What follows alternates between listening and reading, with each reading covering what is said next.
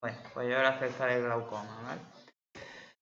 En primer lugar, decir que el glaucoma es un conjunto de procesos en los que la presión ocular elevada llega a producir lesiones en el nervio óptico. Claro que la incidencia de esta enfermedad pues, aumenta con la edad. El aumento de la presión ocular se produce porque hay un aumento de la producción del humor acuoso o una disminución de la evacuación del mismo. ¿Por qué se produce? ¿Cuál es la patogenia? Pues porque la presión de perfusión de los capilares que nutren el nervio óptico es normalmente de 27 más o menos 3 milímetros de mercurio, por lo que si tú cambias esta presión, pues dificulta la nutrición del nervio óptico, ¿vale? Los factores que aumentan la presión ocular pues pueden ser los que aumentan la producción del humor acuoso, como he dicho anteriormente, que es algo raro, que es sobre todo el aumento del volumen hemático o aumento del flujo sanguíneo en el cuerpo ciliar o los betagonistas. ¿Y por qué se produce la disminución del drenaje? Pues sobre todo puede ser por tres partes, ¿vale? El bloqueo pretrabecular, que es típico de la sinequia, el bloqueo trabecular, que es por detrito inflamatorio o porque haya sangre, y por trabecular por aumento de la presión venosa, porque haya fístula. ¿Qué factores disminuyen esta presión y por lo tanto se usan como tratamiento? Pues pueden ser por aumento del drenaje del humor acuoso, que son la pilocarpina, las precursoras del enérgico o ya técnicas quirúrgicas como la trabeculoplastia de láser o la trabeculostomía y los análogos de prostaglandina. Y el descenso de la producción del humor acuoso por los betabloqueantes, el nivel de la anidasa carbónica, perdón, la destrucción de inflamación de los cuerpos ciliares o una deshidratación o disminución del flujo sanguíneo ciliar. En primer lugar, pues el glaucoma primario de ángulo abierto, que es el glaucoma crónico simple, que se trata de una neuropatía que afecta al nervio óptico y cuyo principal factor de riesgo es el aumento de la tensión ocular. Tiene una afectación bilateral, aunque es asimétrica, ¿vale?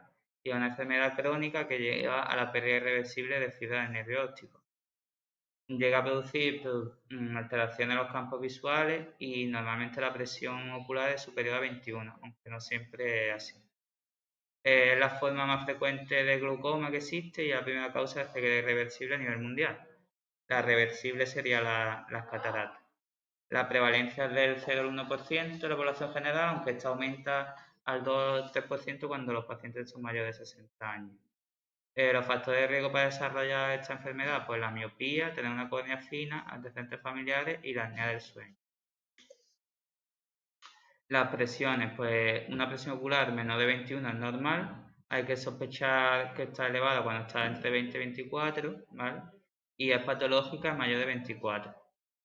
Si la presión normalmente ocular es similar en ambos ojos, aunque tiene oscilaciones entre 4 o 5 milímetros, siendo máxima la presión a las 6 de la mañana y mínima entre las 10 y las 12 de la noche. Lo que he dicho anteriormente, no existe una cifra clara de presión ocular que separe un individuo que tenga glaucoma de un individuo sano, ¿vale? Entonces, si tengo una presión menos de 21, pues se vigila. Y si es más de 21, pues ya habría que hacer una campimetría en fondo de ojo. Si ya hay duda, pues se hace la tomografía de coherencia óptica, que es la OCT, ¿vale?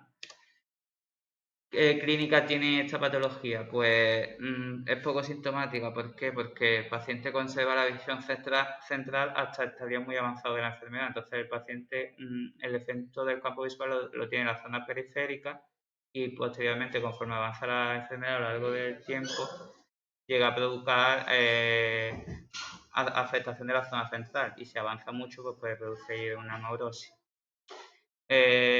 ¿Cómo lo diagnosticamos? Pues si el paciente viene con una presión ocular elevada o en el fondo de ojo tiene alguna alteración en un paciente asintomático.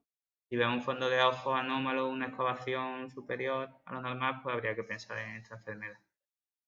Y luego, si tiene una presión elevada, pero en el fondo de ojo es normal, es decir, no tiene más excavación de lo normal, el paciente no tiene un glaucoma, sino que tiene una hipertensión ocular. No se puede catalogar de glaucoma como tal. Aquí he dejado un esquema de cómo empieza la enfermedad, cómo se va viendo que aumenta la excavación, ¿vale? De la papila y conforme avanza la enfermedad, pues empieza a dañar, empieza a producir alteración al campo visual periférico hasta que llega produciendo en la zona central. Y luego aquí deja un campo visual que es el típico del glaucoma, que tiene el patrón arciforme, en el que se afecta, como veis, la parte periférica, conservando la parte central. Esto es el fondo de ojo, ¿vale? En un fondo de ojo se ve la excavación y el diámetro de la papila. Entonces, si el cociente es menor de 0,3 es normal, si es entre 0,3 y 0,6 es sospechoso, y más de 0,6 o una simetría entre ambos ojos superior a 0,2, pues será una excavación patológica, ¿vale?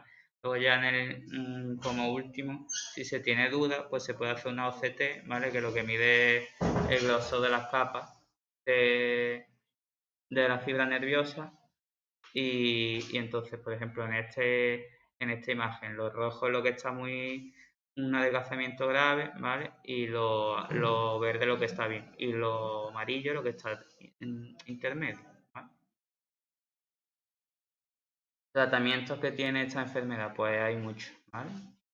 El primer grupo son los análogos de la prostaglandina, que lo que hace es que facilita la salida del humor acuoso. Efectos secundarios que produce, pues hipermentación del iris, hiperemia y sobre todo aumento del tamaño de las pestañas. Incluso puede producir también en oftalmo.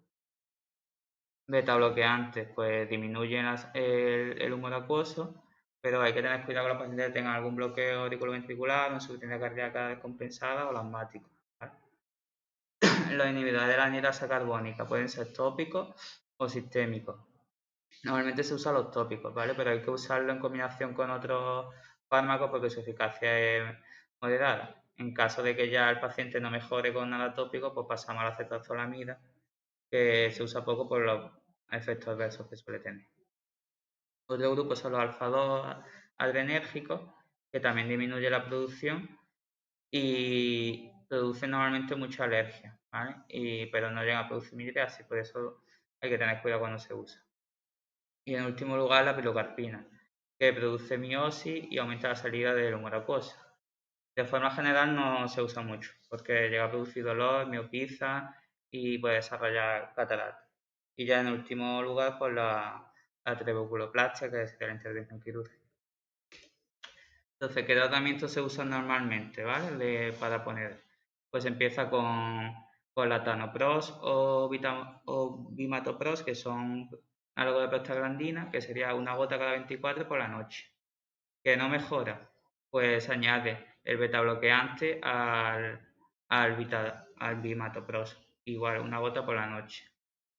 Si vemos que el paciente sigue sin mejorar, pues ya le añaden un alfa-2, que sería una gota cada 12 horas.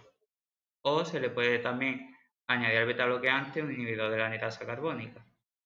Y en último lugar, si ya no mejora con nada, pues se usa la triple terapia, ¿vale? Que es betabloqueante, un inhibidor de la anhidrasa carbónica y y un, y un análogo de prostaglandina.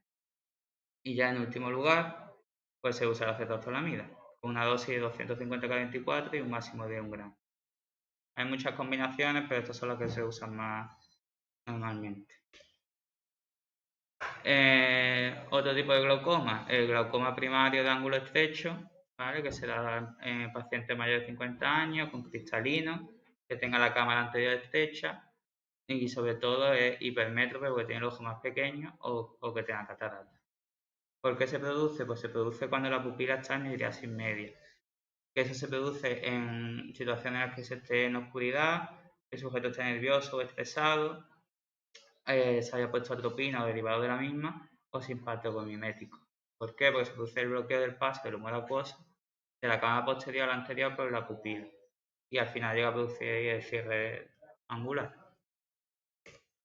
¿Qué clínica tiene? Pues la dureza del globo ocular, una miriasis media reactiva, la hiperemia ciliar o mixta y la nubosidad corneal y la cámara anterior estrecha. Luego también depende de la presión a la que tenga el globo ocular en ese momento, pues tiene unos síntomas otros. Si la tiene en torno a 30, pues suelen tener como halos de color. Y cuando ya cuentan lo típico del dolor ocular intenso, los síntomas vegetativos, que disminuye la agudeza visual, para eso tienen que tener presiones sobre 40 o 50. ¿Cómo tratamos esto de forma aguda? pues se usan diuréticos osmóticos, sobre todo el manitol, corticoides tópicos y en algunos casos también la pilocarpina como miótico. Es importante que no da prostaglandina ni alfa-adrenérgico y si no mejora esto, pues al final se hace una ideotomía con láser ya. Y también es importante saber que una vez que tiene un ojo afectado hay que realizar profilaxis del contralateral, porque tarde o temprano le acabará pasando lo mismo.